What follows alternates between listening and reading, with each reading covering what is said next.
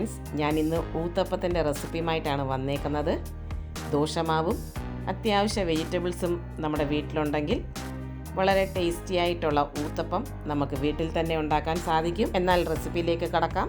തവ സ്റ്റവിലേക്ക് വെക്കാം. അതിലേക്ക് അല്പം എണ്ണ പുരട്ടാം. ഞാനിവിടെ മിനി ഊത്തപ്പമാണ് ഉണ്ടാക്കുന്നത്.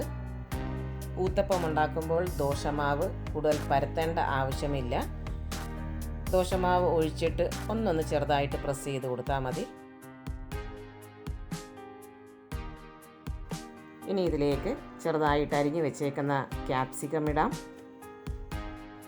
അരിഞ്ഞു വെച്ചേക്കുന്ന വെജിറ്റബിൾസിനകത്ത് ഉപ്പും കുരുമുളക് പൊടിയും മിക്സ് ചെയ്തിട്ടുണ്ട്. ഇനി ഇതിലേക്ക് കുറച്ച് തക്കാളിക്കായി ഇടാം.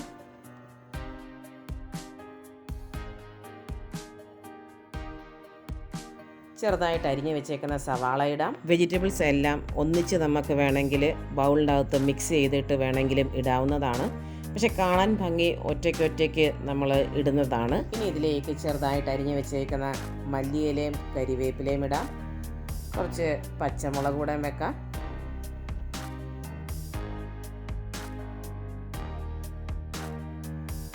ഇനി ചട്ടുകം വെച്ച് നമ്മൾ വെച്ചേക്കുന്ന വെജിറ്റബിൾസ് ചെറുതായിട്ടൊന്ന് പ്രസ് ചെയ്ത് കൊടുക്കാം. കാരണം ദോശ മറിച്ചിടുമ്പോൾ വെജിറ്റബിൾസ് എല്ലാം വീഴാതിരിക്കാൻ വേണ്ടിയാണ് ഇങ്ങനെ നമ്മൾ ചെയ്യുന്നത്.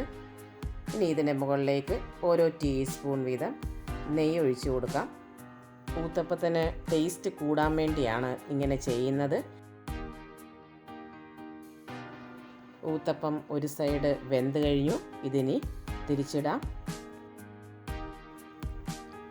ഏകദേശം 1 മിനിറ്റ് കഴിയുമ്പോഴത്തേക്ക് ഊത്തപ്പം വെന്ത് കഴിയും. നമ്മുടെ ഊത്തപ്പം റെഡിയായി കഴിഞ്ഞു.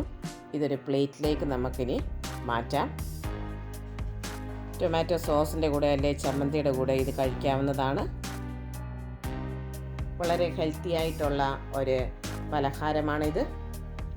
രാവിലത്തെ ദോശമാവ് ബാലൻസ് ഉണ്ടെങ്കിൽ 4 മണിക്ക് കുട്ടികൾക്ക് ഈ ഹെൽത്തി പലഹാരം നമുക്കുണ്ടാക്കി കൊടുക്കാവുന്നതാണ്.